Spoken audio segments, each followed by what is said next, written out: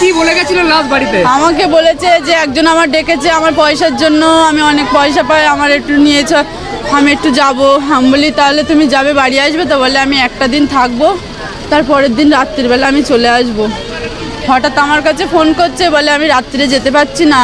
11টার দিকে আমার সাথে কথা হয়েছে, আমার বলেছে আমি এখন যেতে পারছি না, আমি সকালবেলা তোমার কাছে চলে যাব বলে তারপরে ওই কথা হয়েছিল। আমি বলি আমার একটু ভিডিও কল করবে? বলে হ্যাঁ করছি ভিডিও কল বলে, তাই ভিডিও কল করে আমি বলি ছেলে মেয়েগুলোর একটু খাইয়ে নিয়ে একটু পরে আমি তাহলে ভিডিও কল করছি। বলছে আচ্ছা। তারপরে আর ওর ফোন সুইচ অফ হয়ে গিয়েছে।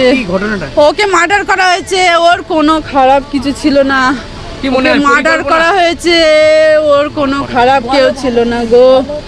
উফ, আমি কি বলবো, আমি বাবারে তদন্ত চাই, এই শাস্তি চাই, আমি আর কিচ্ছু চাইনি, তদন্ত চাই। বলবেন এটা একটা রহস্যজনক মৃত্যু, এটা খুন করা হয়েছে চক্রান্তভাবে, একে ফাঁস দিয়ে মৃত্যু করা হয়েছে। আমাদের পোস্টমর্টম রিপোর্টে তাই এখন দেখাচ্ছে।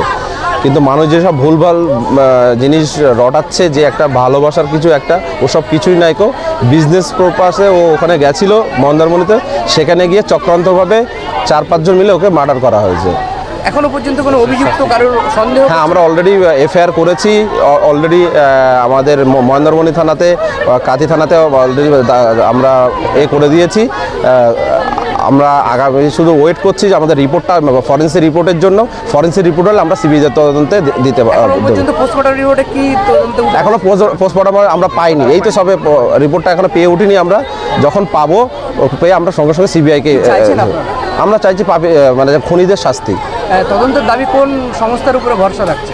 আমরা সিআইডি প্রশাসনের উপর আমাদের কোনো ভরসা নেই, কারণ ওরা পুরো প্রশাসনে একটা লিমিট পর্যন্ত আমরা ওয়েট করেছি, দেখেছি ওরা খুব নেগলিজেন্সি করেছে আমাদের সঙ্গে।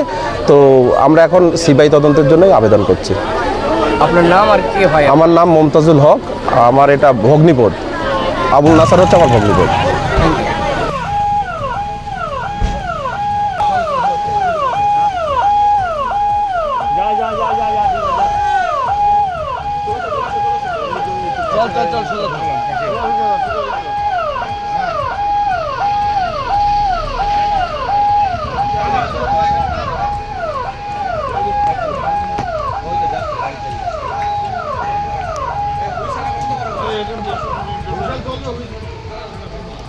করা যাবে